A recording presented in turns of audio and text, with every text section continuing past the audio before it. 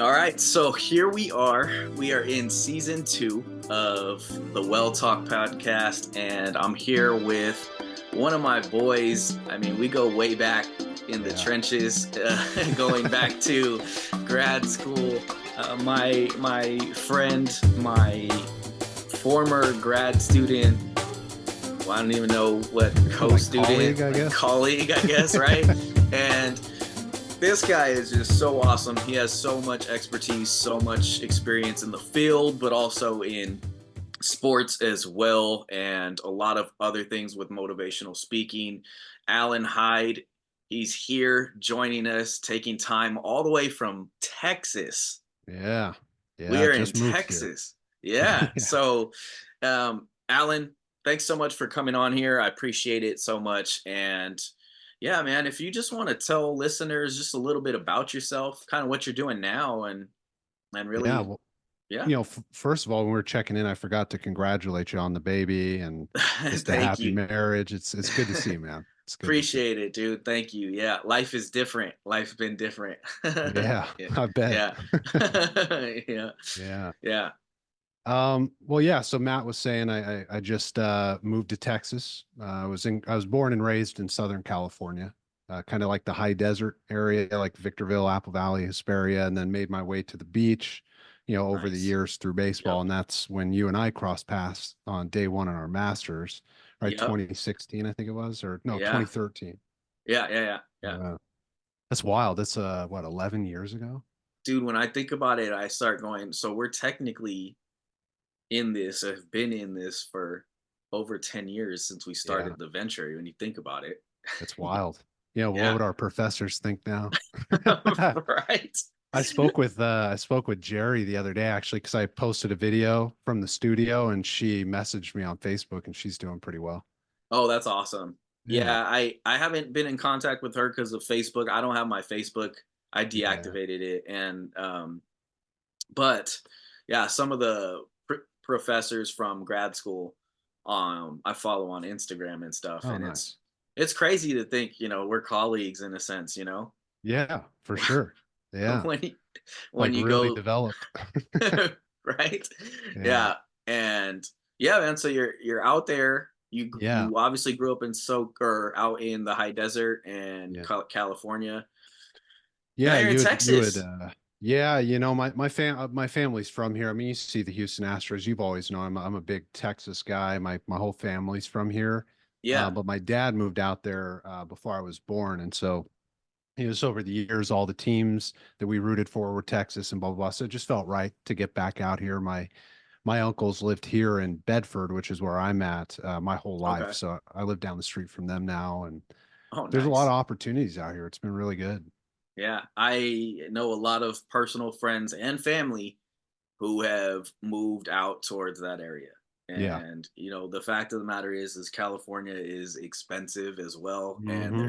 there's just so many different things going on, obviously, that people are leaving, Yeah. and it's just there's a lot of opportunity in other states, you know. Hmm. So Yeah. definitely. Are you practicing out there with Yeah. private practice, or Yeah, so before I left, a couple years back, I'd stepped into private practice and I practiced virtually. Like it kind of just gravitated in that direction. So I still have a full caseload of clients I've been working with for years that are all oh, based in okay. California. Yeah. Oh, Yeah. that's awesome. So you Yeah. technically have the what is it? The licensure to practice out of state.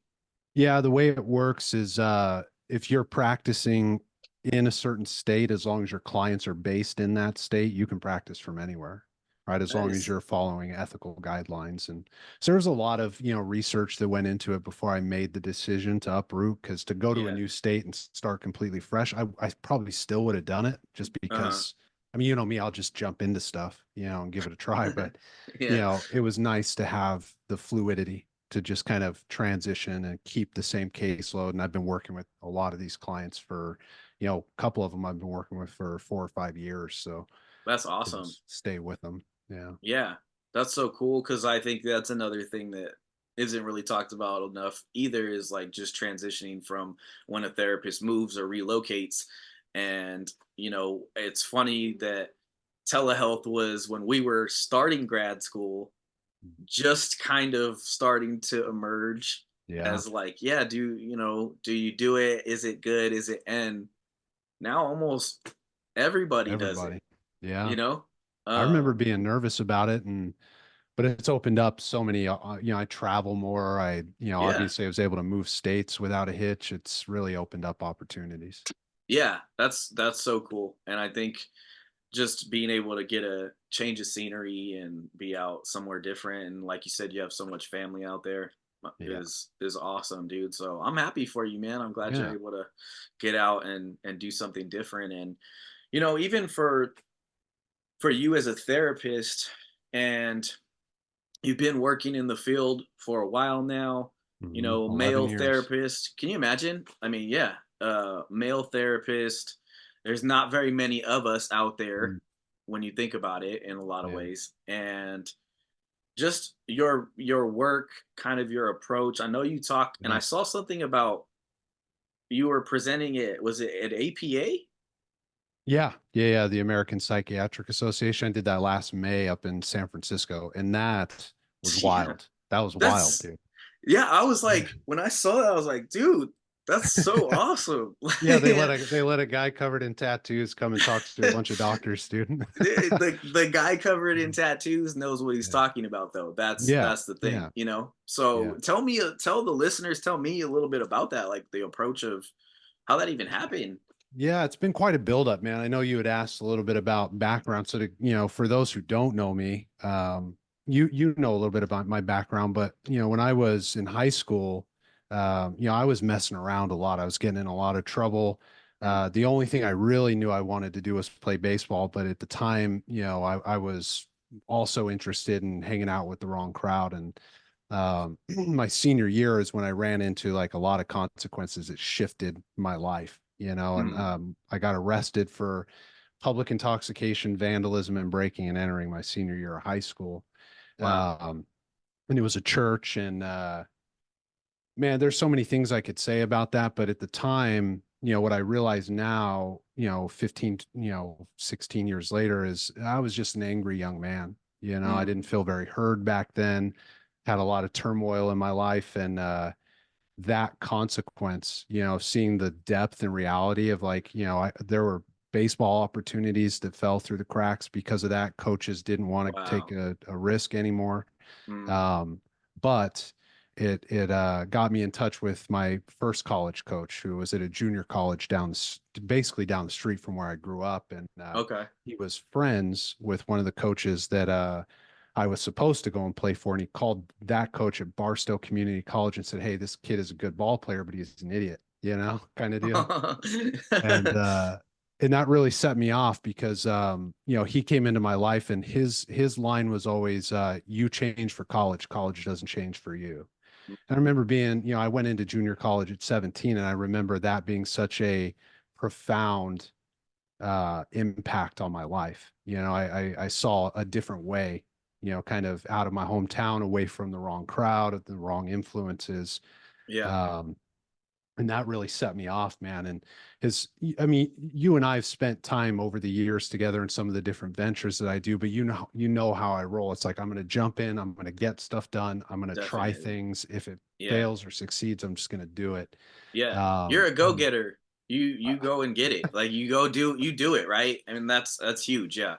yeah, and I owe it a lot to be honest, I owe it a lot to getting arrested. I needed life to smack me upside the head and show Wow. me, Yeah. like stop messing around, young man. Huh. There's a lot of good things to do out there, and a lot of good people to be a part of their lives. For sure. And so then that I played 2 years there. Um, Okay. And when I transferred to the University of La Verne, which is Yeah. a D3 school in Southern California. And that Yep. was the best decision I ever made because I could have gone out of state. And then you and I Uh-huh. probably would have never crossed paths because I was supposed to go to North Dakota.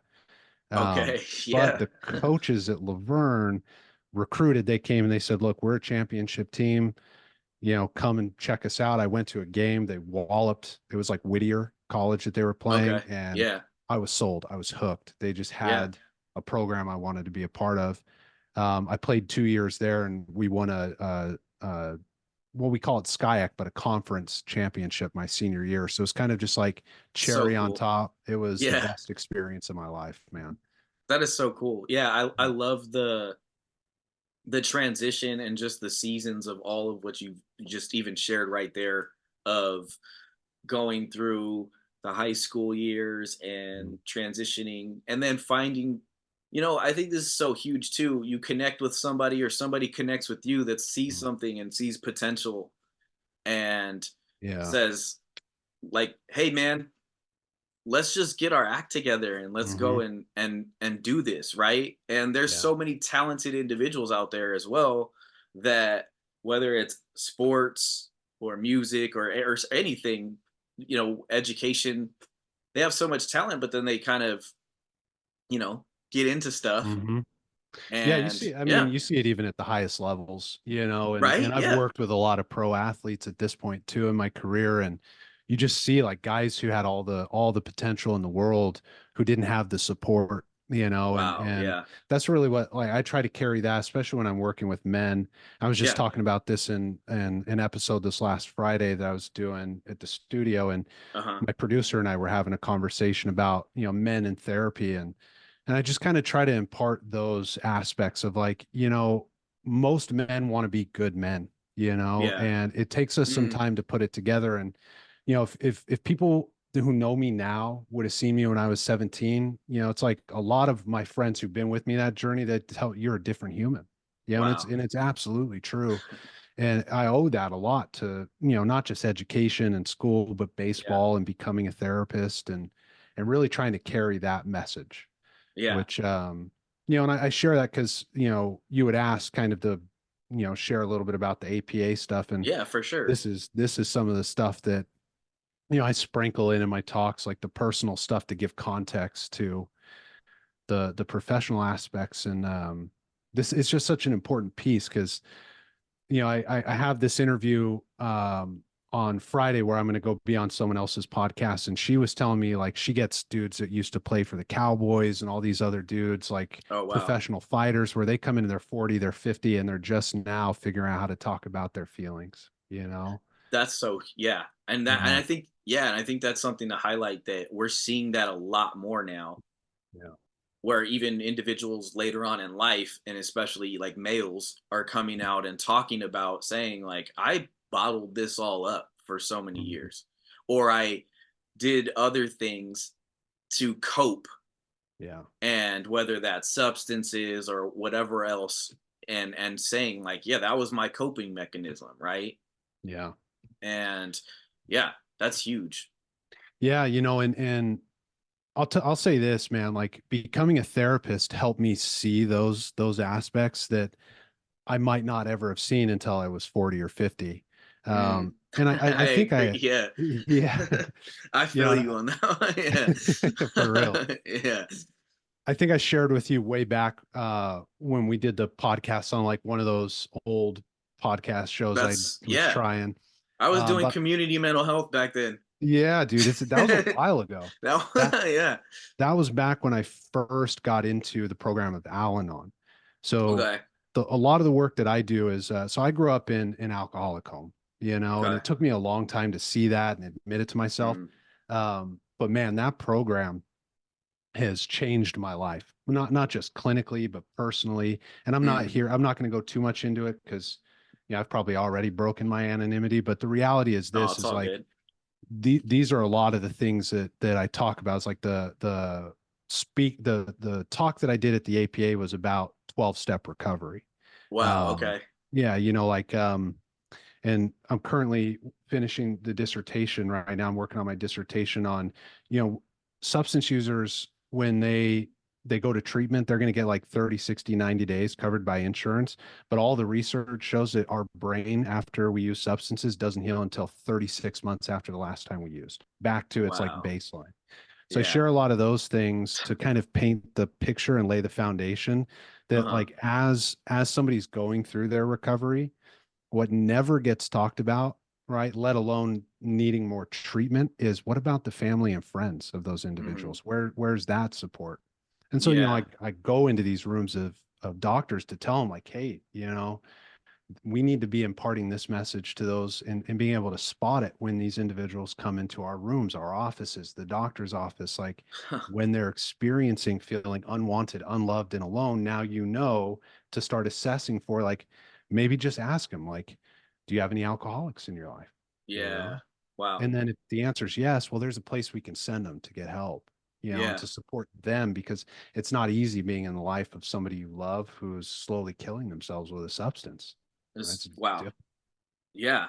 And I think that's, first of all, that's so cool that you were able to do that. And I imagine that that's just you scratching the surface with getting difficult. moving into different venues with that as well. I mean, to speak at an Hopefully. APA, you know what I mean? Like, that's huge. And yeah, so true with what you're saying as well when it comes to, seeing a loved one or seeing someone slowly kill themselves with substances. And I think this actually kind of just goes to show even where we are in society with how many people are self-medicating, right? Yeah. And the usage of illicit drugs and, yeah, alcohol as well. And Well, where, you what's know wild is, like, talking with doctors at that level, talking with other therapists, doing the work that I do with my clients in my private practice. It's like, mhm, today's day and age, it's more than ever. You got an opioid epidemic, which since the year 2000, when they publish the research this year, it will be 1 million people have died of overdose. that's So you've got crazy, dude. that. That's You've crazy. got 50% of society age 12 and older. In our country alone, 50% in the last year have drank to excess. That's That's alcohol. Yeah. Yeah, 20%, That's it's like wow. 20.4% of them Uh-huh. have a substance use disorder, right? So it's like, you start to go down those lines. That's before you even to get into, I'll spare my opinions on this, but like No, sex it's cool. addictions and things like Yeah. OnlyFans and all that kind of stuff Yeah. that's on the rise, and its links to substance use. It's getting wild out there, man, and people It's need to for know where to sure. turn. Yeah. Dude, I honestly, I agree and it's so, wow, I don't even know where to start with that because I hear you on It's a the lot. opinion of it. There's so Yeah. much, and I feel like this could be a whole series Mm. ongoing and ongoing, and maybe we'll do it where it turns into like a Yeah. multi-part series. Yeah. You But I let me know, think, man. I'll be there. yeah, dude, and I think it's so true with even the correlation between our just need now for instant gratification and like how we're just constantly seeking out stuff to give us some sort of pleasure or some sort of like dopamine hit, right? The Mm. screen times are just crazy up, and how everybody has access to anything and everything at any given time Yeah. with the smart devices as well.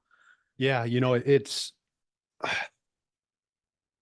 really plays into, if you've got a problem with control and Mm, wanting control in your life, mm. that device, that phone, is going to be a real easy way to gain some control for instant gratification. and Wow, and that's I'll, really well put. Yeah. I'll be surprised if it's not in the DSM someday, with, like, I've who been knows saying what the that. term is going to be, but we'll Yeah. see, man. Yeah. Yeah, I think here's another thing too, dude, and this is why you getting the same education that I got. Mm. It's like it's right on point with the when you talk about substance induced disorders or different disorders that people have where it is a substance use disorder. You see that and it's not talked about enough. I think I don't know if we've really talked about it in, we say, depression and anxiety rates are just sky high, but then in terms of the people that are using drugs and using substances to kind of just get through and pretty much numb everything else, right, to not feel, it's really crazy to think about that and see how it's almost like a fight and battle that there's so much of it. Mm. It's like, where do we even start? And I think we start with stuff that you're doing, Yeah, you right? make it approachable. You make it Yeah. approachable. I always tell, like, if I have a client that comes to me new and they're struggling with substances, but they're not quite sure, which is, I'll be completely honest, at this point in my private practice, I won't take someone who has got an addiction unless they have 30, 60, or 90 days sober. I'll make Mm. exceptions depending on the case. Yeah. But let's say someone wanders in and they're not sure. So they haven't been diagnosed, maybe they haven't gone to treatment. I always point them to the big book of Alcoholics Anonymous, and not to read it at first, but I share with them the concept in the big book that says, if you're not sure, go and try to control it for a year and see. Mm. All right. Dude. And Yeah. they're certain, right? And I love the certainty of the words they use in the big book. It's like, we're certain that if you have a problem, you won't be able to, it will become unmanageable. Right. And Yeah. you'll know it. You'll know it. Yeah. Yeah. And that's so true with, and I tell people that too with certain things. And I work with a lot of who I work with right now are young adults and teens. Mm, And sometimes I'll say, if you don't think you have a problem, then mm. stop it for 2 weeks. Yeah. Just right now, just give it up. 2 weeks.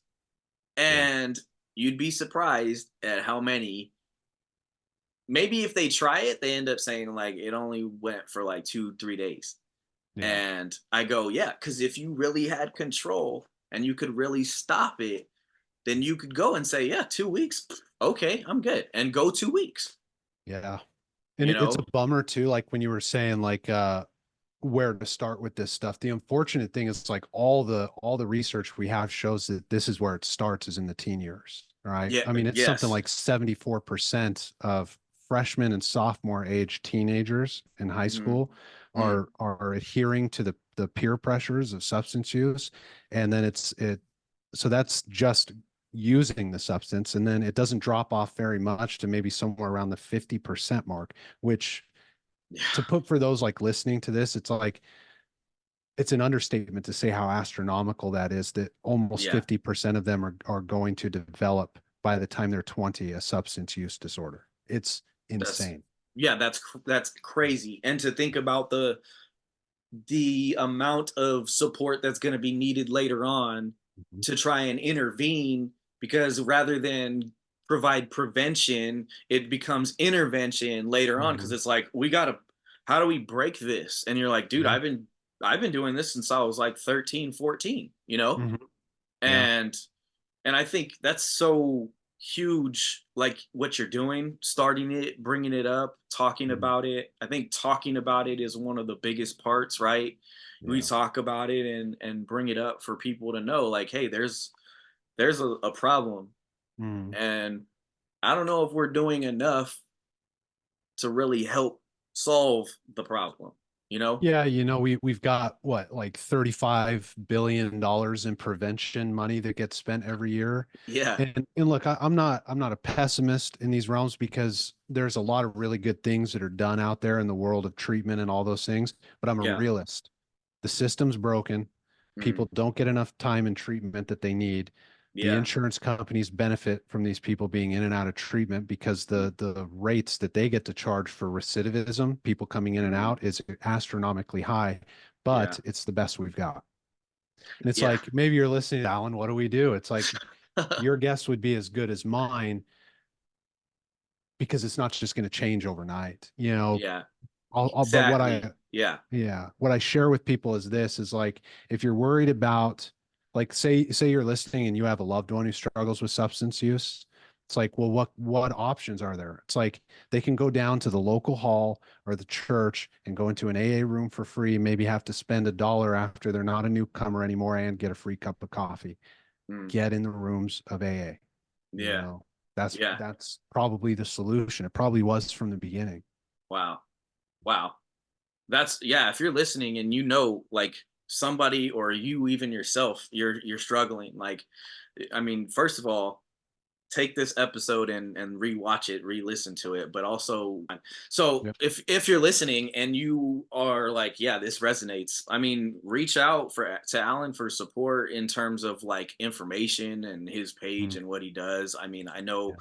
the more awareness we bring, the more insight people have, and they actually figure out, okay, if I have some insight to this, that means I can figure out how to work through it, Yeah.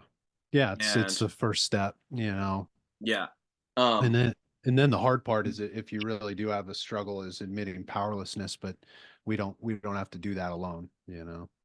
yeah, exactly. And I think the work that you're doing just highlights so many things that so many people need to hear. So Yeah. that's that for sure. Just you coming from that position and your story just really I think is just a inspiring story for people to hear and Mhm. where you are and for me when I met you, I mean, it was just Oh, kind of wow. like Yeah.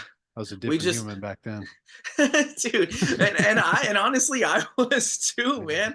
Yeah, I mean, my you know, we actually started before it was grad school. We had to take a prereq Yeah, the class, right? SPSS. Yeah, the was Yeah. it School for Professional Studies or something like Yeah, that? what Yeah. class was that? Was that like abnormal psych or I think something? it was abnormal Yeah. psych. Yeah. Yeah. Yeah. And I think coming from that time to all the way where we are now, you can see how much growth is there, but also just, I mean, the changed lives that have been impacted is huge Mhm. as well. Like you even saying that you've had clients for several years that you still Yeah. meet with, you know? Yeah. I got quite a few I'm really proud of, That's cool. and Yeah. I with them, I use that word sparingly because like there's this aspect in therapy of like, sometimes my therapist will say she's proud of me, and it's like, and she catches it. But she'll even say before, like, I'm gonna say this word, but it's like, Yeah. man, when you walk with somebody over a significant period of time and their life changes for the Mhm. better because Yeah, they made hard decisions and then followed through, that it's just amazing, you know for sure. and That especially yeah. because our profession is a thankless profession, which is fine, right? But it's like Yeah. we don't always get to see that. So when you do, it's really powerful. That's huge. And I like that you highlighted that because I use that a lot too, where I say you don't always get to see the full manifestation or full recovery or healing of somebody that you've helped or worked with, right? And you just kind of have to trust that you gave your best shot. You were able to invest in that person's life during that time or season. And sometimes we see the results, Hmm. but sometimes we don't. Yeah. And yeah, Yeah. that's More, one of more times. Yeah. yeah, I mean, yeah, right. I mean, that's true. I mean, I feel like more times than not, and it's easy to get discouraged sometimes when you think and you go, well, am I making a difference? Yeah. You know what I mean? Yeah. That's where you have to kind of challenge that and say, yeah, I've invested in people's lives, Hmm. so Yeah. definitely, You never know what they needed at the time they came into your office, yeah, and whatever it was you offered, it's like, well, you're the only one that could offer that, and like if so I were good, going to be talking to young clinicians, that's what I would tell them is even if it's only once, you never know how much impact you had in that one conversation that they weren't getting anywhere else, yeah. Definitely. It was that timing and that time for them, So so cool. I think just going back to where your, even your vision is for what you're doing and I mean, is there is there workshops coming up? Are there I think workshops? Are so. there Yeah. seminars? What's You know, Back when we first met, man, I was 21 years old, and right. We're the same age, right? Roughly, right? We're like within a year of each other or so. Yeah, I might I'm be. 34. Oh yeah, yeah. So 34, you're, yeah, 34 and you're a a half. year older. Yeah, yeah. Where are you So at, dude? 33. Yeah, Okay. Yep. yeah. Yeah. But back then, I used to think like, oh yeah, I want to be a motivational speaker, all that kind of stuff. But the Yeah. reality is like as the career shifted, it became more just about like when I do stuff like this, if only one person hears something they needed to hear, like that became the Dude, I'm driving clapping. force. It gets me out of Yes. bed in the morning, man. It's like, Yes. like it's little things. Like I had that conversation with the producer when we were Yeah. filming. So if you're listening, the podcast I do is called Breaking the Cycle. Yes. Shout When we out. do that, thank you. Yeah. Yeah. When we do that in the evenings on Friday, I'll talk to the producers, and he came up to me afterwards and he's asking me about therapy. He's like, I've always been thinking about it. He's like, dude, the way we were talking about it, you just made it feel so approachable. Dude, That's what gets me going, man. That's what for gets me. sure, man. Yeah. I love that. And I love what you said. Like, even if it's just that one person that heard it, Mhm. And that one Yeah. person, that's what it's about. You know, everybody, wow. And people need to hear that. That's an excerpt that I'm gonna definitely take out and and put on there. The whole Yeah. thing's great, but I just, yeah. And what you said too, like just continuing to use that as motivation for like Yeah. saying like that's why I get up in the morning. I think that's Yeah. huge too. And we're talking, yeah, and we're talking about reaching the individual, right? Mm. And again, I think I say this a lot too. It's not about the lights, it's not about the platform, it's not Mhm. about being in front of thousands of people. If Mhm. you can make a difference in one person's life, man, everybody's life is of infinite value. Yeah, and you said you shared something the other day that one I got a kick out of, and also I've always agreed with is there's a lot of pop psych out there these days. Yeah. Everybody's a life coach, and I'm all Yeah, I'm for sorry, people man. making a living. It's Mhm. all good. I'm all for people making a living, and I even have some clients who do stuff like that, and Yeah, but there's a truth to like why do I do this stuff is because yeah, the information needs to get out there in a way that highlights that it's not all sunshine and rainbows, but it's certainly yes. not as hopeless, right, as it would seem. That's good. Because Yeah, it's like a lot of people go to the feel good stuff and then after a day or two it stops working, and find ways to manage and take care of yourself with the support of people, not just the professionals who understand, but a community mhm, of people who maybe have a shared experience with you, yeah, right? Because life is going to be full of these little paradoxes that pop psych never talks about. It's like so true.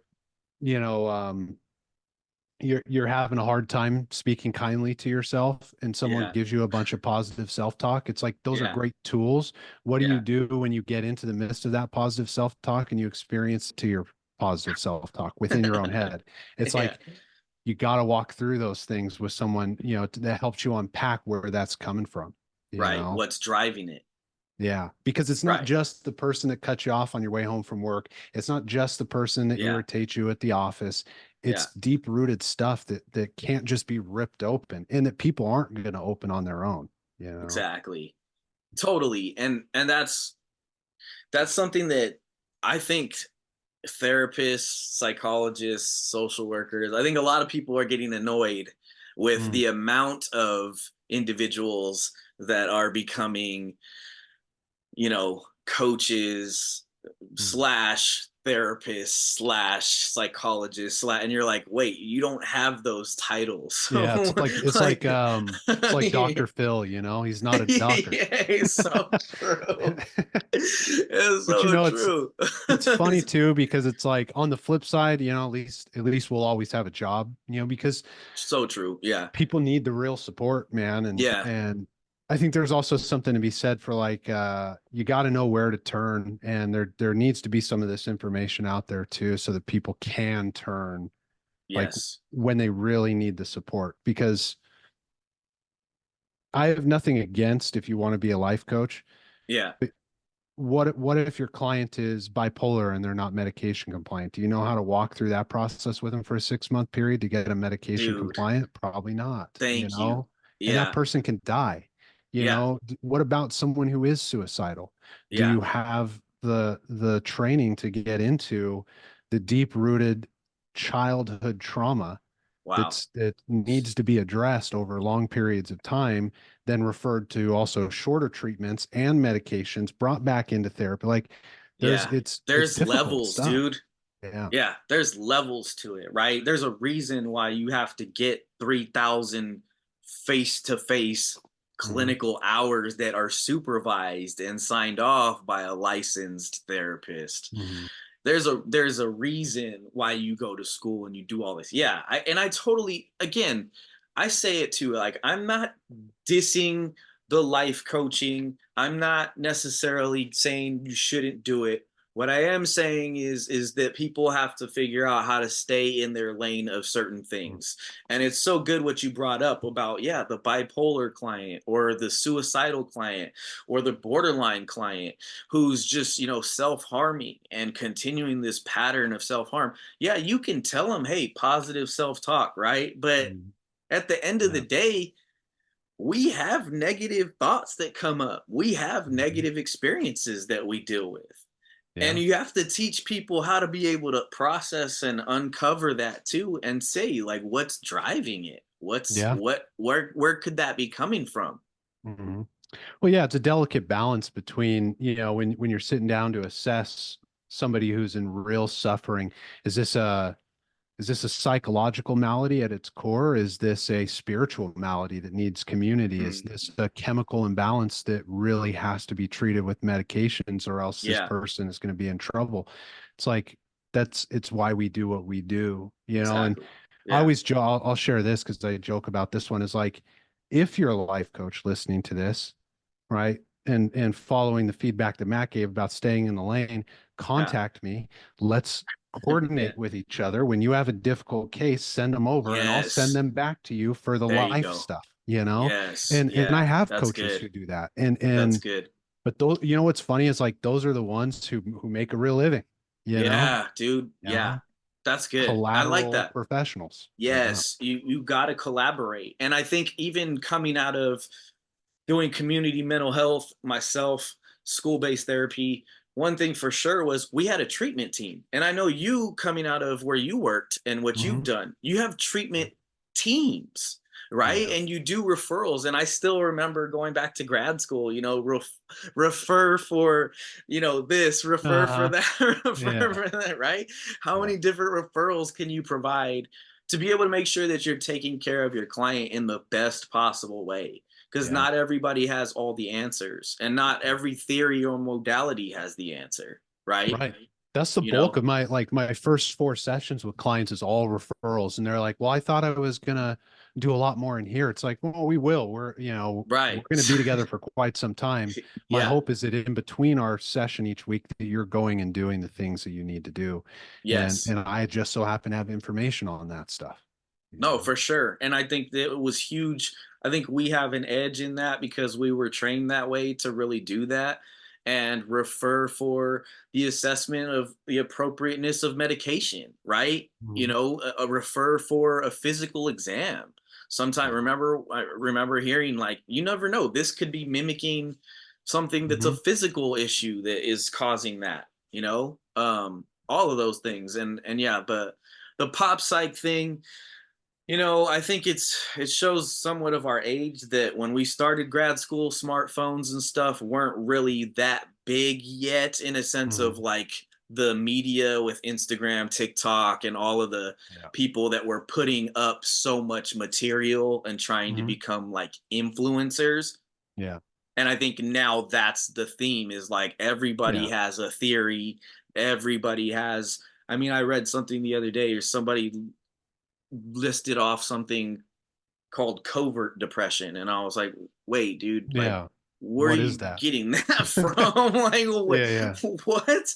Well, we're Yeah, we're in the age of what would you call it? Like pop terms, yeah, a clickbait Like thing, right? Something that, yeah, yeah, that's gonna catch yeah, on, right? Yeah, pop yeah. terms. That's good. It doesn't really mean anything, but you're gonna click on it. And Yeah, I wonder what exactly. that is. And it's like, Yeah, yeah, me too. As a professional right. with a lot of years under my belt, I wonder what that is too, because That's I've so never seen good. it. Yeah. Yes. You're like, you just go, you know what? Never mind. I don't even, yeah. Yeah. What? Yeah. Because I just think of like the the field and how it's changed so much too, and where we are now. And I go back to reflecting on grad school and the times we had too, where it was just laughs, right? Like Hmm. we used humor in a lot of Hmm. ways to really be like, hey, like I can't really solve this right now, Yeah. but I can laugh it off in a way. And Right. I just Well, think of especially me, back then when we didn't know what we were doing. right?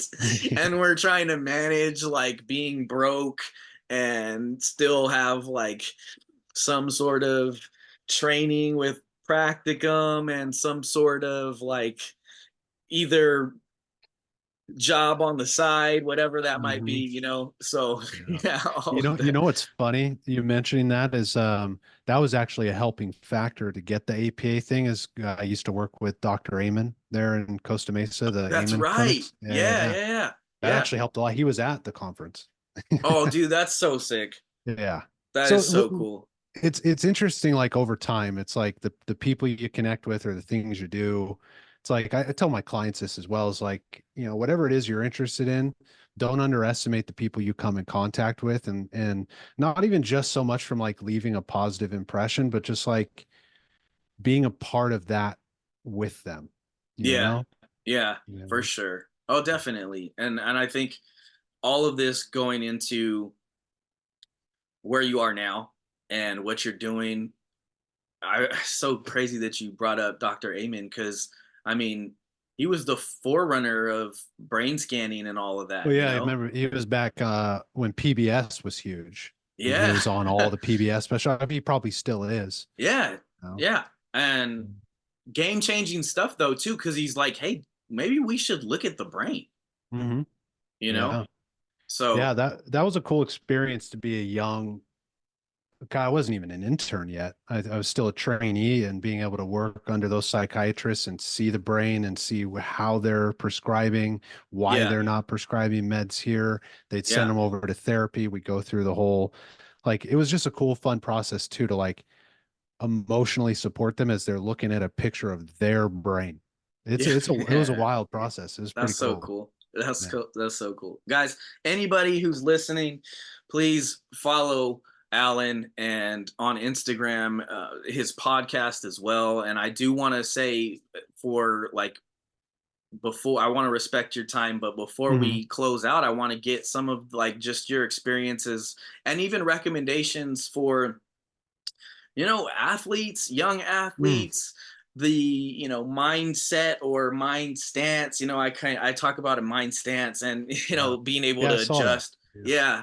And dude, you Hmm. won a championship, Yeah. and you know what it's like to be in the pressure moments Mm. in Yeah. sports. I know in life too in general, but I do also work with athletes too, and I think athletes Mhm. really are coming to mental health a lot more, you know. Yeah. But yeah, Yeah. man, any words of encouragement? What has helped you? Yeah, man. I wasn't the best athlete in the world. Mm. I mean, what I had going for me is I'm 6'5". Yeah, I'm a large human, but Yeah, lateral movements weren't exactly the best. I yeah, wasn't great at it. gotcha. But what I always share That's with all young good athletes, though. Yeah, yeah, it's all good. it Yeah, worked out. I yeah, found my niche, and yeah, what I tell young athletes is, you don't have to be the best athlete on the field, but mm, you need to work hard. yeah, You got to be kind to your teammates and be likable, yeah. which is a factor that doesn't get talked about a lot. Be likable. Be the guy that That's your teammates can turn to.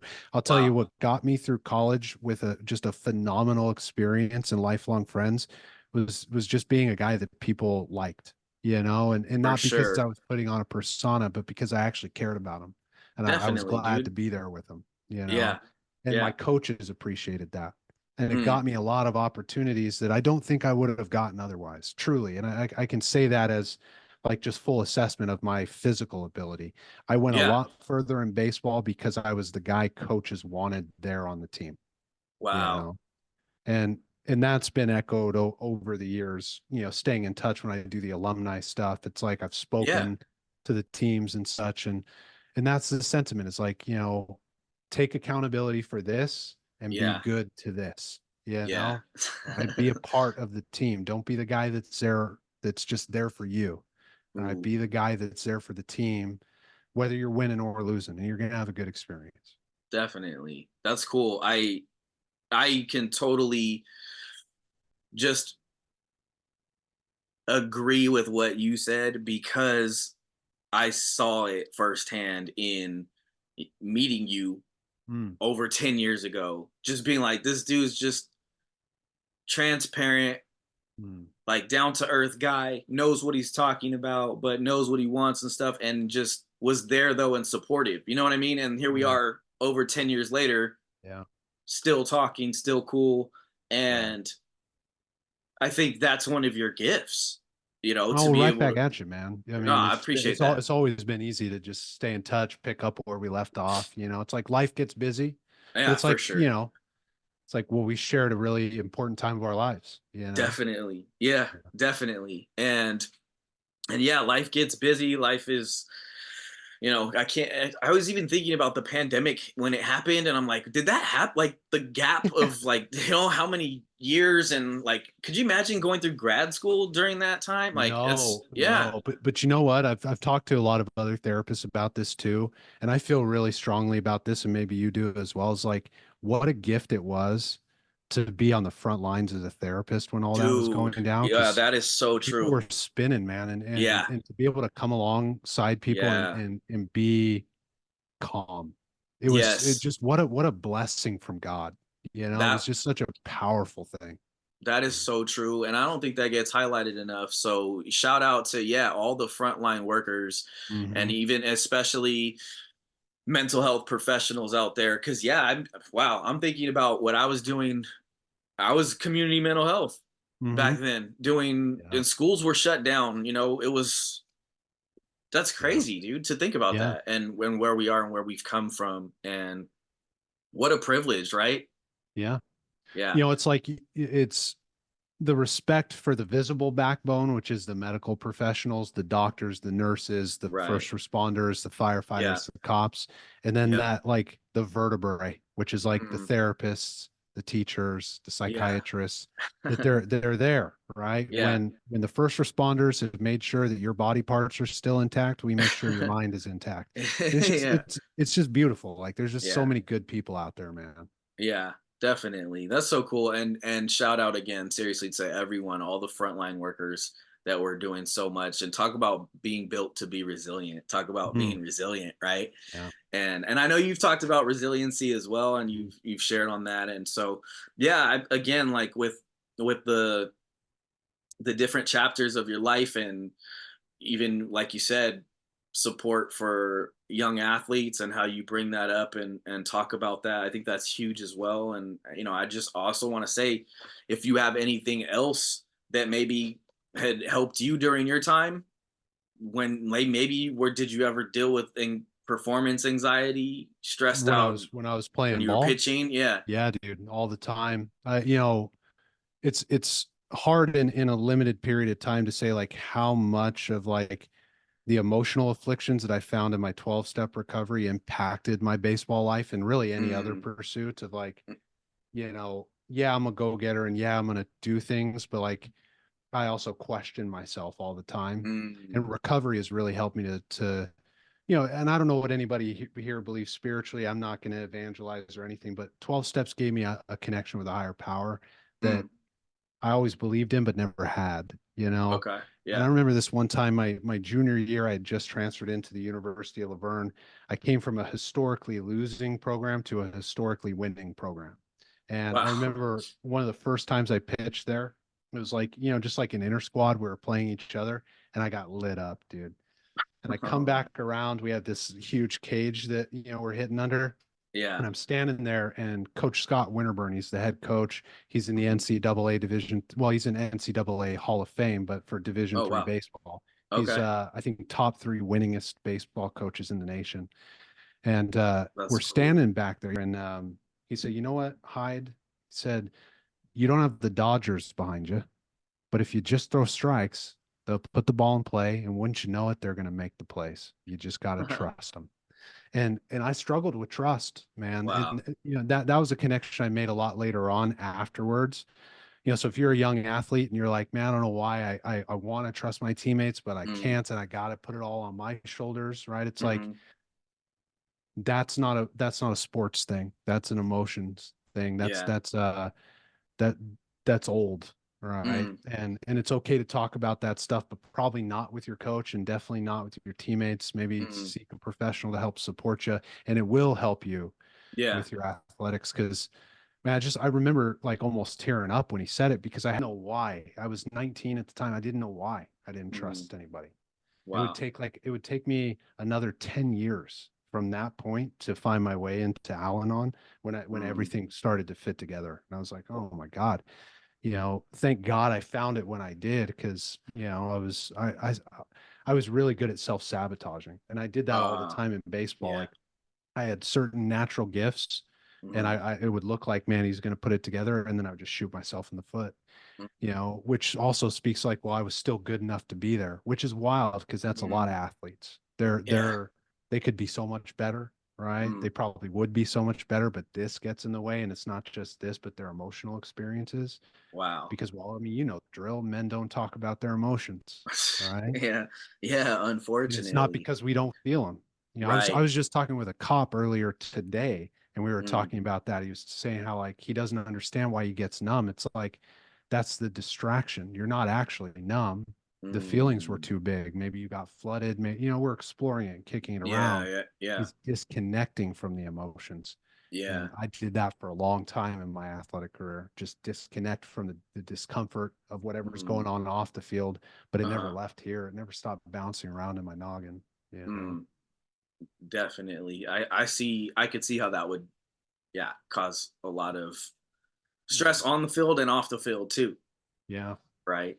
So, Yeah. yeah. But, I'll say this too, to like whatever level athlete and however far you want to go with it. It's like what I know now is that I found a profession that I love that I never would have known that I loved. When we met in that professional studies right before the master's, I had never studied Yeah. psychology before in my life. Right. I Yeah. thought it'd be interesting, but Yeah. I always thought it was going to be baseball. But the reality Mm. is my higher power had different plans. It had Mm. different plans. It wasn't up to me. And Mm. so whatever your athletic journey is, however far you go with it, I hope your higher power blesses it truly if you're Mm. listening to this. And also just know, man, you got all kinds of gifts. You got all Yeah. kinds of gifts. Yeah. And I hope you're blessed in your athletic careers. And also uh, I hope that path presents it because the athletics will open that door if you're paying attention to Yeah. whatever it is. It's going to be a lifelong passion if you let it. You know. Definitely. Hey, all the young athletes out there at any level, take to heart what he's talking about. He Yeah. knows what he's talking about. Yeah.